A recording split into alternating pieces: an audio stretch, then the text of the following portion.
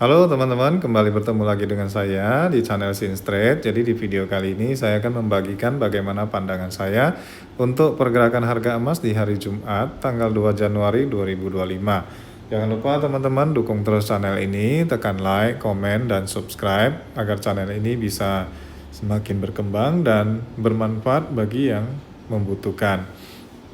Oke, langsung kita lanjut saja ya.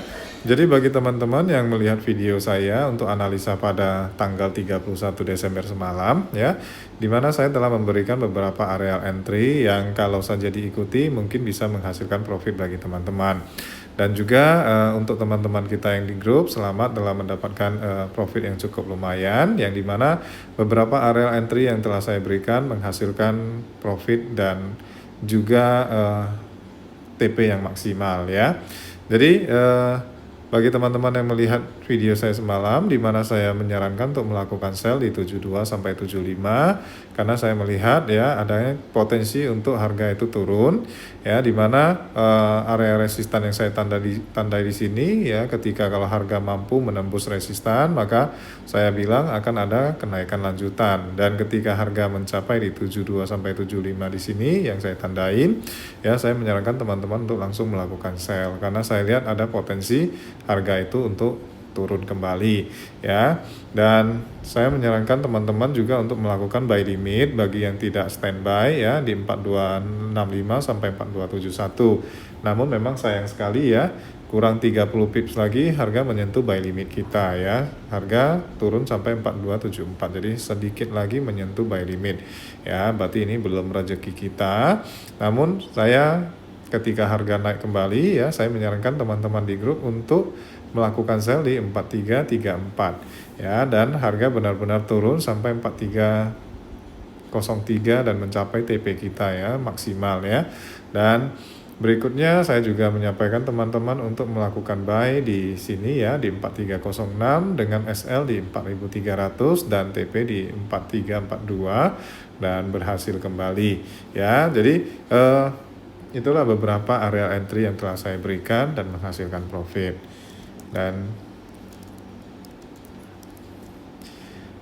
ini ya yang saya sampaikan bahwasannya ada kemungkinan ke level berikutnya yaitu di 4270, dan ternyata ya harganya sampai ke 4274 ya di sini ya. Ini saya kembali mapping untuk teman-teman namun nggak kena, sayang sekali.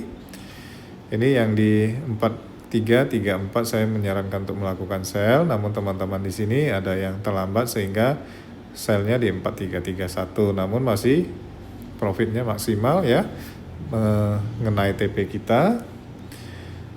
Dan ini yang saya sarankan untuk melakukan buy di 4306 dengan SL di 4300 dan benar-benar mencapai TP juga. Jadi lebih kurangnya seperti itu yang saya sampaikan tadi. Oke, langsung kita lanjut saja bagaimana untuk pergerakan harga di hari Jumat besok.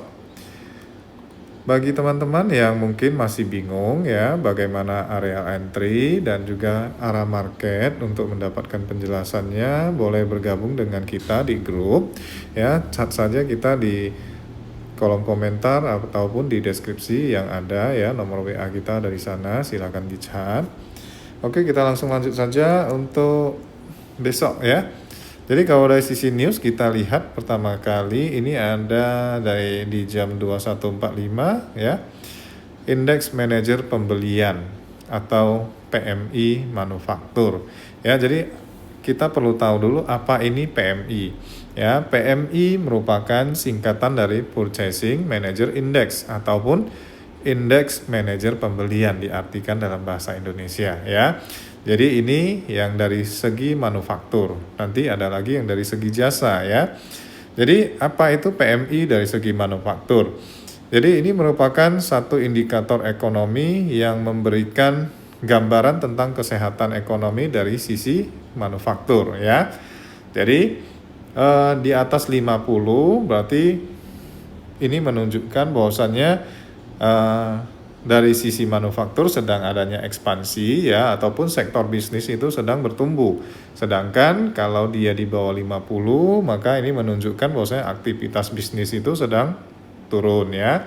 Sehingga Kalau di bawah 50 bisnis sedang menurun, USD juga ikut bisa menurun sehingga gold itu bisa naik ya. Dan kalau dia hasilnya di atas 50 dan juga di atas perkiraan, maka USD itu menguat ya, karena bisnis itu sedang bertumbuh dan gold itu bisa turun ya. Jadi seperti itu. Dan untuk malam ini kalau kita lihat perkiraannya adalah 51,8 dengan sebelumnya 52,2. Jadi dari sisi psikologis untuk news ini masih netral ya, sehingga tidak akan berdampak untuk market melakukan pricing in ataupun aksi taking profit dan lain-lainnya ya. Sehingga dari sisi news nanti besok ya, ini tidak berpengaruh untuk sisi psikologisnya ya. Namun untuk trading ketika news ya, kita harus tunggu sampai kita melihat hasilnya supaya kita tahu bagaimana arahnya. Oke, dari sisi news sudah, berarti kita tinggal ke teknikalnya. Berarti kalau dari sisi news tadi tidak mengganggu psikologis, berarti ada kecenderungan ya. Kalau kita lihat harga saat ini sudah di 4.300, berarti saat ini harga sedang diskon ya. Kalau harga sedang diskon, otomatis ya mungkin bisa menarik para investor itu untuk mulai melakukan pembelian emas ya, karena di tahun 2026 ini ya, secara jangka panjangnya fundamentalnya masih ada beberapa hal yang menyokong emas ini untuk bisa naik tinggi ya. Bahkan dari beberapa prediksi ya menyampaikan bahwasanya di 2026 ini emas bisa mencapai di 5.000 ya. Jadi untuk tren jangka panjangnya seperti itu ya, emas ini masih sangat baik, sehingga di harga ini maka akan ada kemungkinan harga emas besok ya mulai akan ada kenaikan. Tapi harus kita berhati-hati juga ya dengan adanya fluktuatif ataupun volatilitas pergerakan harga ya. Jadi menurut saya besok masih akan ada kenaikan. Jadi menurut saya ada beberapa hal ataupun 3 hal yang mendorong emas ini untuk masih bisa naik ya. Salah satunya adalah ekspektasi untuk adanya pemangkasan suku bunga lanjutan di 2026 ini. Dan kalau kita lihat sampai sekarang ya, pembelian emas oleh bank sentral masih terus dilakukan ya. Jadi mereka masih terus menambah cadangan emasnya, sehingga permintaan demand untuk emas ini masih cukup tinggi.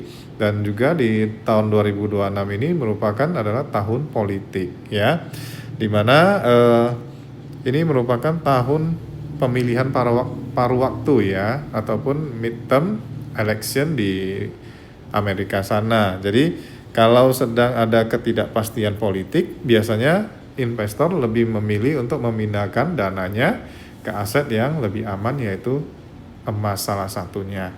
Oke, langsung saja kita lanjut bagaimana pergerakan harganya. Jadi di sini saya lebih enak menggunakan time frame 15 menit karena pergerakan harganya masih yang bisa kita lihat sekitar ini dulu ya.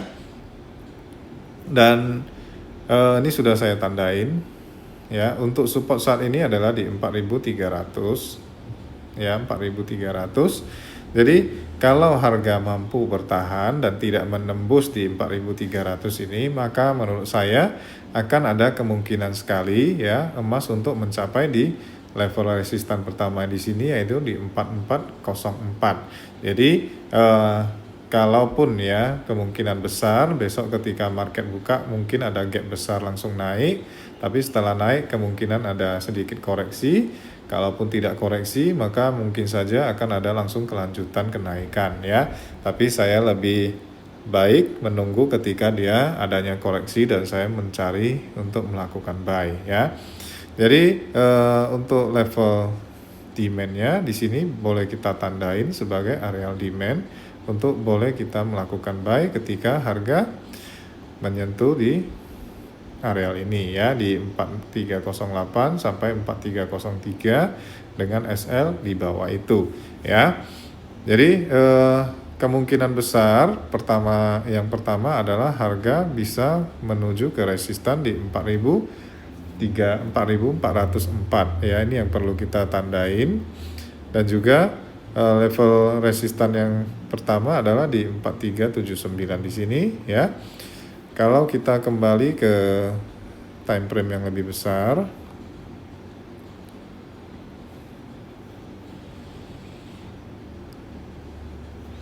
ya, jadi ada beberapa area resistan yang perlu kita tandain untuk supaya menjadi pantauan kita dalam melakukan take profit ya ketika kita melakukan buy. Jadi bisa dibilang ini adalah resistan 1, resistan 2, dan resistan 3. Ketika harga berhasil tembus, maka ada kemungkinan untuk kelanjutan naik. Dan kalau kita tarik secara Fibonacci ya. Oke. Ya, jadi kalau dari Fibonacci kita lihat untuk titik resistannya ya di 4354 di sini masih sesuai ya. Jadi ini bisa menjadi satu titik resistan yang perlu kita pantau ketika harga mencapai di 4354 di sini, maka akan ada kemungkinan harga itu untuk turun ya. Jadi kalau dia mencapai di 4354, kita lihat turunnya sampai mana, maka kita geser seperti ini ya. Maka akan ada kemungkinan dia untuk mencoba meretest kembali di areal zona buy kita sebelum melanjutkan kenaikan ya. Jadi cara saya menggunakan Fibonacci ada beberapa cara ya, salah satunya yang seperti saya tampakkan seperti ini ya.